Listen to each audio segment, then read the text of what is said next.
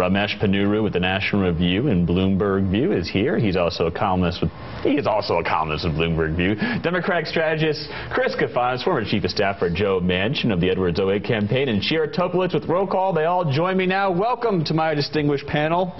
Thank you for being here.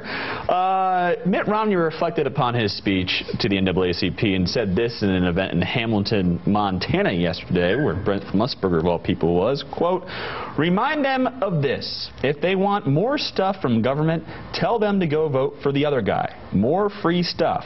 But don't forget, nothing is really free." Now, he said that free stuff line before in some speeches, but it could seem a little culturally harsh after a speech to the NAACP, considering one of the unspoken things you hear from that's used in campaigns is, well, Democrats continue this welfare state to bring on the African American vote. Was that tough language there for Mitt Romney, Shira?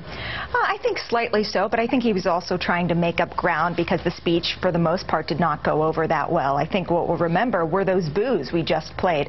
I think his language in the speech was particularly interesting. I'm still questioning why he went there in the first place to do it. But if you look at the text of the line that preceded the booing, I mean, he was quite defensive in some of it already. He was saying things like, if you seek to understand me, if you really want to understand me, and then went on to say something. It's quite defensive tone.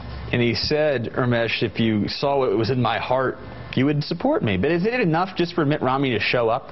Well, I mean, I think it's a start. I think he deserves credit for going to an audience that is not going to, by and large, be for him, making his case.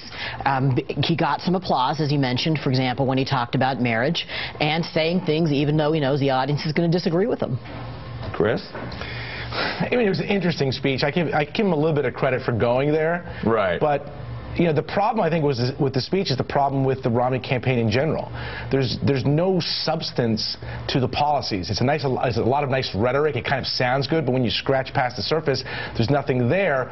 And so that's, I think, problem number one. Problem number two is it's a little bit tone deaf to go into an audience like the NAACP and almost be on the offensive when you're talking about the president. Was he too much on the offensive, Ramesh, or should he always? He's not supposed to make the case against the guy he's trying to deprive of office. I mean, no, look, I think you actually.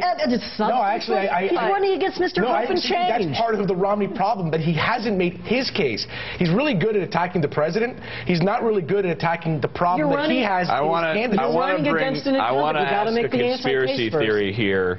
Nancy Pelosi said this on Bloomberg yesterday about the booing. I think it was a calculated move on his part to get booed at the NAACP convention. Calculated.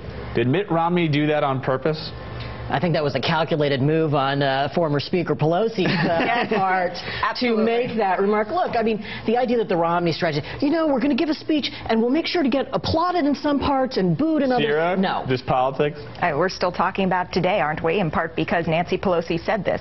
I think you're right. It was calculated on her part. I think it was a gutsy move for Mitt Romney to go in. I do think if he softened his tone significantly in front of this audience, we would have taken note of that as well. And that would have looked like hypocritical. Exactly. Yeah, it looked like he was pandering. Interesting stuff.